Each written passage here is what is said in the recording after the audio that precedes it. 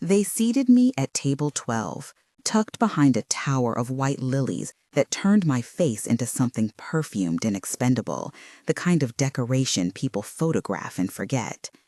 I could feel the hem of my dress and the weight of other people's expectations pressing like the rim of a shallow bowl.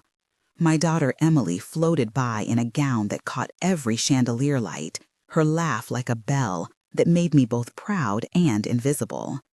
The room smelled of lemon candles and expensive perfume, a smell I would later associate with the moment everything tilted. I smiled the polite smile I had learned in 60 years of family theater and thought, let them think I am as harmless as a silver teacup. He had no idea how patient I could be. Everyone assumed it would be a celebration. For them, it was a brand pageant. Jason, my new son-in-law, moved through the room with the ease of someone who calculated social currency the way others count stitches. He had 2 smiles. One smile for the wealthy parents who paid for the band, and one smile for those he intended to use. At the bar, he complimented the caterer with the practiced warmth of a man who could charm signatures off an anxious widow. At the cake, he bought conversation like champagne. At my table, he collapsed into a posture of special concern and offered me his arm. I let him, because my hand still remembered Robert and his careful suppression of loud arguments. The first expectation was broken in an instant. He was not the son-in-law who loved my daughter. He was the man who measured tithes with other people's bank accounts. I promised myself something small and private that night. I would appear quiet. I would not fight over center stage. I would not announce what had gone untouched for years. My silence would be a choice, not surrender. 3 days later, Jason came to my house with a leather folder and a smile that smelled of ink and opportunity. He knocked with the lightness of someone delivering good news. He thought he would shepherd me into a meeting with a notary and a power of attorney. He thought I would be grateful or at least pliable. He thought he could turn a widow into a checkbox. He did not know that Robert had left puzzles as well as money. You might be thinking why I did not say anything at my daughter's wedding. Why did I not stand up under the petals and shout about the trust in the secret safe? The answer is that I had reasons, not cowardice, strategy. Robert had taught me in his low, patient voice that timing is a weapon. He had been a meticulous man when it came to money and secrets. He had also been very clear about what he considered property and what he considered a duty. I will tell you the backstory because without it, this will read like petty revenge and not like long assembly of careful justice. Robert and I met at a thrift store fundraiser when I was 21 and he was 29. He had a way of finding something valuable in the pile of marginal things and nursing it back to its dignity. He fixed an old clock that none of us thought worth repairing, and later, in the quiet of our kitchen, he taught me how to read quarterlies and keep ledgers balanced by hand. He was the sort of man who hid notes inside books and wrote instructions in the margin. For years, we built a life that looked ordinary from the street, but had locked drawers and a secret safe. When he died, people assumed the funeral settled all accounts. They do not know about trusts that are designed to be revealed slowly, like layers of paint on a portrait. He left a trust for Emily that would take effect only if certain legal criteria were met and if certain people proved trustworthy.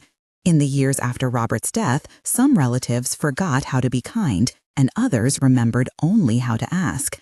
I learned to keep 2 ledgers. One was financial and cold. The other was a ledger of attentions and fears, written in ink that refused to smudge. When Jason arrived on the scene, my little ledger told me he was clever about displays. He opened doors for my daughter with a flourish and closed them on everyone else. He asked about medical documents like a man shopping for a house with termites. He asked about guardianship in a way that sounded like concern and smelled like future control. I kept watching. I made notes. Robert had left me instructions in the voice of curiosity and the voice of law. Most importantly, he had left keys nobody expected to find. That night at my kitchen table, when Jason produced a folder and proposed powers of attorney, I played the part of a befuddled widow with excellence. The restaurant he had chosen for our dinner was one of those places where the lighting is flattering and the chairs are made to encourage confession. He opened the folder like a man who unveils a prize. I remember the sound of the leather under his fingers, the steady, low hum of the waiter's cart, and the bitter almond of the dessert wine. He cleared his throat and began to explain how poor document planning could leave my daughter Alicia and their children vulnerable to taxes and delays. He used words that made protection sound like a cloak: power of attorney, probate avoidance, trust administration. At first, I let him talk. Then I started to ask questions in a small voice that pretended ignorance, but invited him to reveal himself. The exchange that followed was a study in how predators explain complexity to the complacent. We had a conversation that lasted long enough to record in my mind like a short film. I said, "I do not understand these forms. Can you explain why I would sign over access to my accounts?" He said, "It is not access, it is protection. Alicia deserves peace of mind." I said, "Protection from whom?" He smiled, which meant he was enjoying the game, and said, "From family disputes, from creditors, from any surprises once estates go to probate." I said, "Does it give you control?" He said, "Not control. Drafting powers that allow someone to help you is standard." I said, "Who helps you if you cannot decide?" He said, "That is what power of attorney does." I said, "Could you name the notary?" He named a man, Mr. Parker, who sounded practiced and reliable. I said, "Do you know Mr. Parker personally?" He said, "I have used him before." I said, "Have you ever handled an estate like this with someone wealthy?" He said, "Yes, a few." I said, "Were there any disputes?" He hesitated, then offered, "There are always disputes." I said, "How urgent is this?" He said, "The sooner the better." I said, "Why so urgent?" He said the word taxes the way a surgeon says scalpel. I said, "What if I do nothing?" He said, "That could cost you time and it could cost your heirs money." The waiter came with the steaks, and the conversation took on the rhythm of a negotiation, not a confession. At the 10th exchange, I saw in his eyes the tiny flash of triumph people get when they think they have convinced a mark. I recorded the tone, the phraseology, the little lies dressed up as legal advice. I did what any sensible person in my position would do. I stepped away from the table and said, "I need time." That pause was enough for me to call the one person I trusted outside the family, a woman named Linda, who had been Robert's friend and later our family lawyer. Linda had a direct line, the kind you only get when you have been part of a long marriage and cared for the right plants at the right time. She listened and asked for the folder's details. I remember how she pronounced trust and power of attorney almost like liturgical phrases. She told me calmly to keep the folder but not to sign anything. She said she would look into Mr. Parker and ask me to record everything. So I began to record. Before I tell you about the trap we set, I have to insert the invitation I made to you, the person watching or reading this.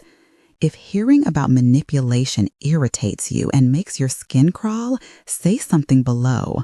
Write which city you are watching from and start with the phrase, "I saw this for the first time in."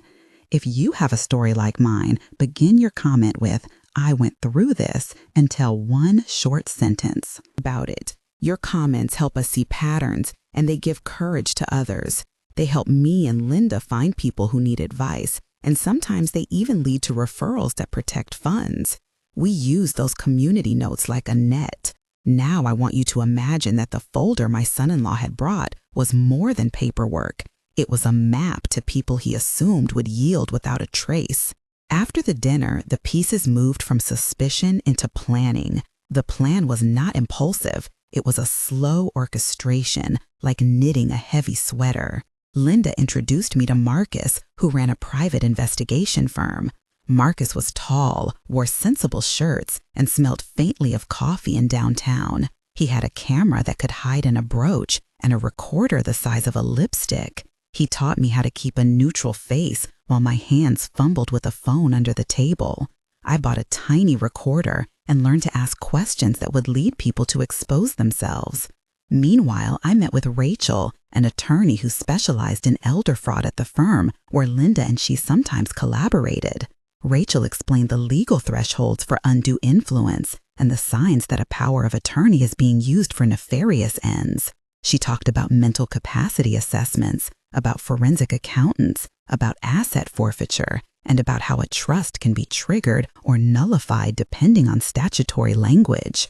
She gave me a list of documents to look for: copies of wills, trust agreements, bank statements, recently changed beneficiary designations, and any email exchanges with significant instructions. She introduced me to Detective Ramirez at the County Fraud Unit, who had quietly been watching a similar network for months and who came bearing the sort of steady gaze you see on procedural television shows when someone is about to get cornered. I spent sleepless nights reading old letters from Robert and piecing together references he had left in dog-eared books. There was a note in a cookbook beneath the recipe for lemon cake that said, "Look behind the spine where the map ends." There was a post-it in his desk that listed the name of the trustee of a small family trust. I found the safe deposit key tucked inside a picture frame of our wedding day. Inside the safe deposit box was a folded letter addressed to me and to the executor, whose name could be revealed with the proper release format. The letter included language that made clear no single person could easily appropriate funds by a simple power of attorney. There were clauses that declared that substantial distributions required either the unanimous consent of named trustees or proof of a court-certified fiduciary appointment.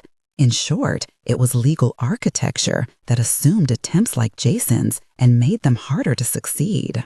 Tension came in waves. The first surge was the night I overheard Jason on the phone in his car outside my house, voice low and practiced. I was inside watering a plant and could hear muffled syllables when the window let in the street. I remember the way my palms felt damp against the stem of the geranium. I could not make out all his words, but I caught phrases like, "We can get her to sign," and "probate will be messy," and "just lock it up." I felt a classic thing, a small jolt of fear mixed with cold calculation. That moment lasted in my mind like a single long take. I could either run to the phone and confront him under the sodium light, or I could let the recording catch his cadence and use it later. I chose the recording.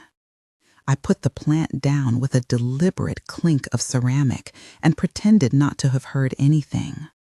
The decision felt surgical and cruel, but also like necessary medicine. The trap required patience and a little theatricality. We needed proof, and we needed a confession like the kind you can hand to a promoter. Marcus arranged a meeting at a midtown restaurant with a manager who could seat us at a table with good sight lines and a server who would unobtrusively place the camera deposit in my coat. I went dressed modestly as I had at the wedding, the same gray dress that suggested a woman more nostalgic than wealthy. Jason arrived with a man named Mr. Parker, the notary, and with a smile that had been polished to professional grade. I made sure Linda and Rachel were nearby under the excuse of a coincidental dinner. I had the recorder in a small handbag and the camera set in a vase so that I could watch for gestures and for micro-expressions that betray intent. The scene we set was innocent enough to lull suspicion. I invited him to explain each clause aloud for my benefit, the better to capture the way he phrased things. The dialogue that unfolded in that restaurant was long enough to be painful and rich enough to be damaging. I asked, "Why does this include a clause that allows broad financial control?" He said, "That clause is only to prevent family disputes and to allow someone to pay bills fast." I said, "Will this allow you to transfer or gift assets without court oversight?" He said, "Only with family consensus." I said, "Who decides consensus?" He said, "The trustee and beneficiaries." I said, "Do you have experience managing trusts of this size?" He said, "Yes, I have worked with some estates." I said, "Did you ever transfer assets before a probate court decided?" He said, "Not without documentation." I said, "What do you mean by documentation?" He said, "Signed releases and mental capacity assessments." I said, "Have you ever arranged to have those assessments expedited?" He hesitated and said, "Sometimes doctors are cooperative when someone needs it." I said, "Doctors who get courtesy payments?" He avoided the question and said, "We try to keep things efficient." I said, "Efficient for whom?" He said, "For the family to avoid legal battles." I said, "And if someone is unwell and cannot consent?" He said, "A power of attorney can act then." I said, "Could a power of attorney be misused?" He said, "Any legal tool can be misused." I said, "Would you ever persuade someone to sign without their children knowing?" He said, "Never without transparency." His voice had more slips than I expected. He smiled and added, "Transparency looks different in practice." Those admissions were the kind you can hang a case on when you have witnesses, records, and a chain of custody. We had at that table 10 to 12 exchanges like this, and every time he tried to ride the language to a place where he could claim good intention, I steered him back into specifics. Marcus recorded and later transcribed his phrases with the neatness of a surgeon's notes. Rachel prepared a memo outlining the elements of undue influence and the ways in which the phrases he used could be presented to a court as evidence of intent. Linda coordinated with Detective Ramirez to prepare a sting involving a notary who would appear to fast-track the paperwork and then reveal the true nature of the request to investigators. The notary we used was not the Mr. Parker he trusted. He was Mr. Parker's associate, and he had been briefed and was ready to testify about misrepresentations. We were careful to make the entrapment lawful. We consulted the rules of evidence, chain of custody for the recording devices, and we even spoke with a forensic accountant named Helen, who would later trace attempted transfers and show pattern evidence consistent with fraud. When Jason realized the notary was recording and that Linda had been working with the detective, he moved from bemused to angry to panicked in the course of a single breath. There is a certain sound desperation makes when a person who thought themselves above scrutiny begins to understand their exposure. He started to sling words like nets and phrases like, "This is a misunderstanding." I remember the way the plate of bread slid back from his shoulders and the waiter's hand steadied in alarm. We let him speak until he tripped. Some of his admissions were direct. He muttered about securing assets and avoiding probate costs and joked that I was slow to see opportunity. Those jokes translated into statements on the transcript. Detective Ramirez stepped in, introduced himself, and read the nature of the investigation. He asked in a formal voice whether Jason had suggested or pressured me to sign any instruments and whether he had used urgency as a tool. Jason at first denied, then said something about protecting children, and then said out loud that he had advised speed to prevent disputes with cousins he named Daniel and Marissa. Those names matter because they became threads in a broader network Detective Ramirez had been following. The arrest was procedural and quiet. It happened in the alley behind the restaurant when Jason stepped out to make a call that might have been a last-minute attempt to buy influence. 2 officers approached him with hands on clipboard and legal forms laid out. He was read his rights in a voice devoid of dinner music and cheap cliché. I felt a strange release when the handcuffs clicked. It was not triumph alone. It was the end of a small tyranny. People at other tables noticed and whispered.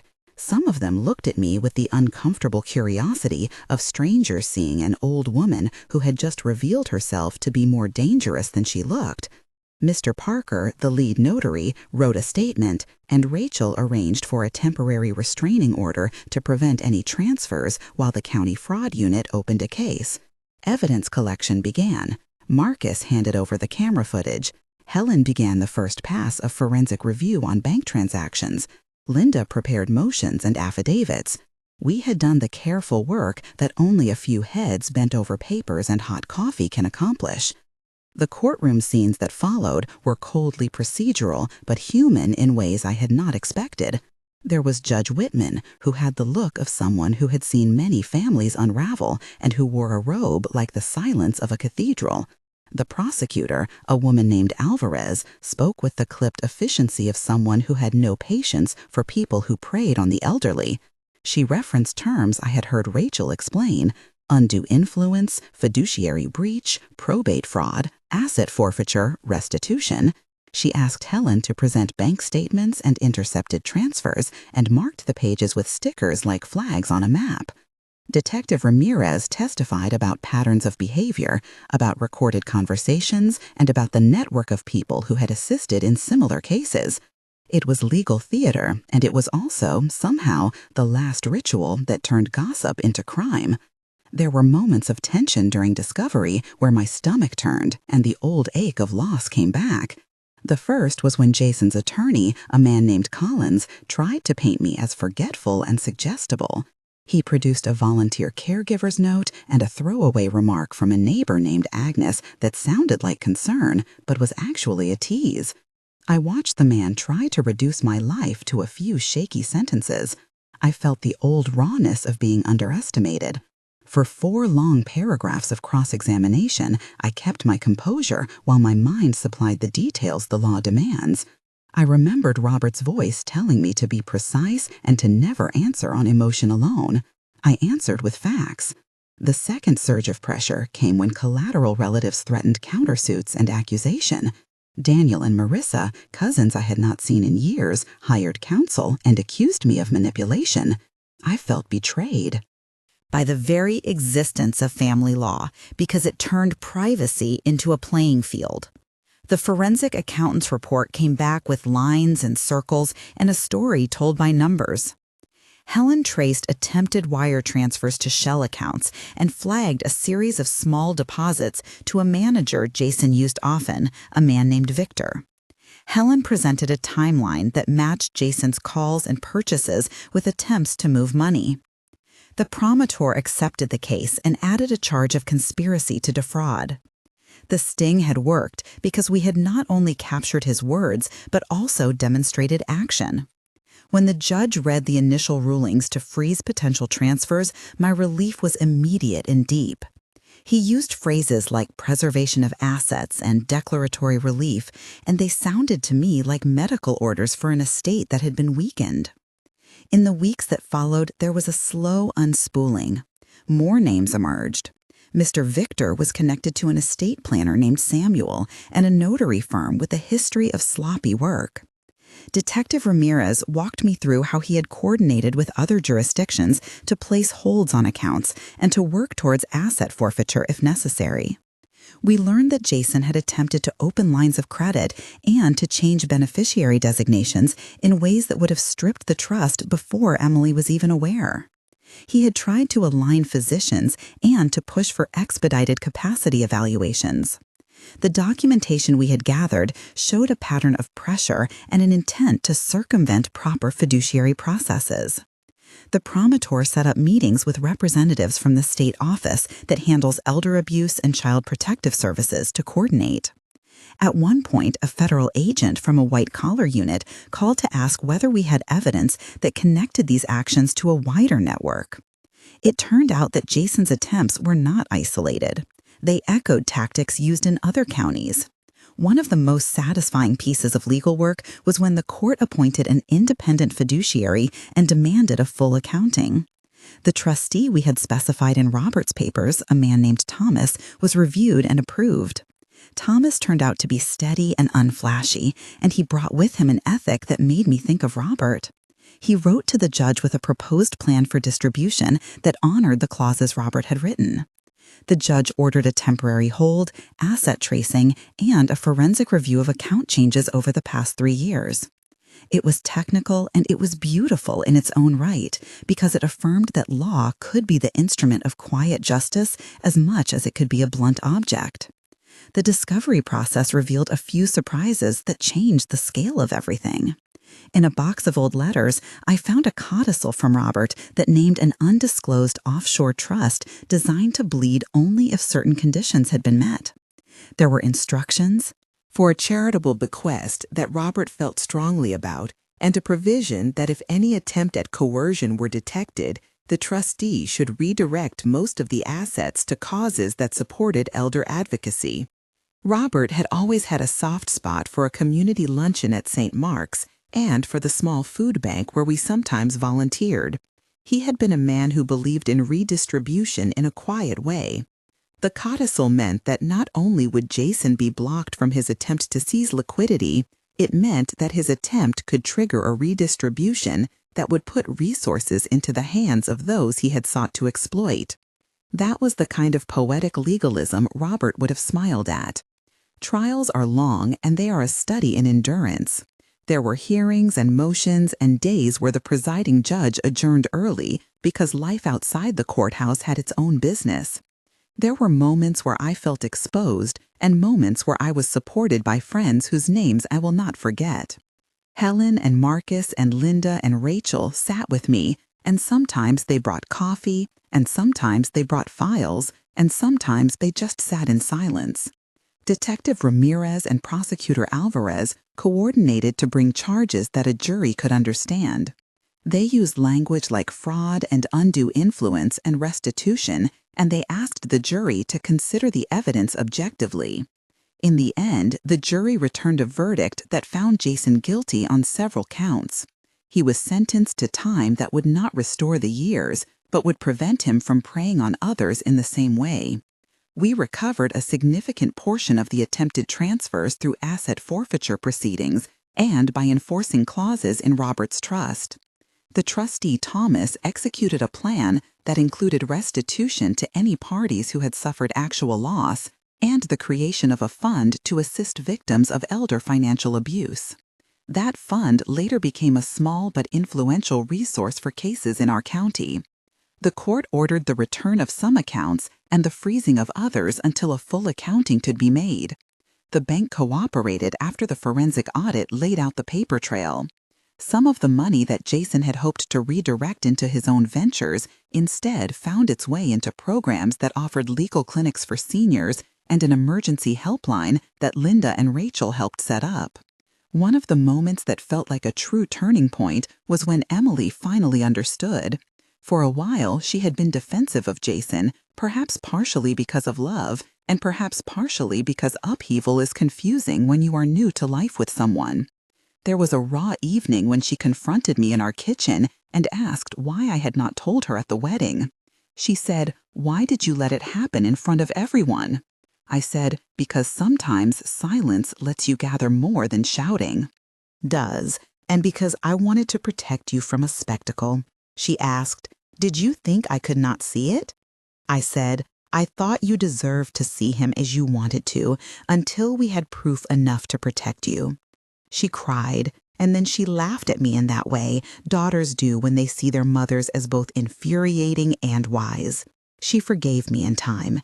She also became one of the most vocal supporters of the restitution fund.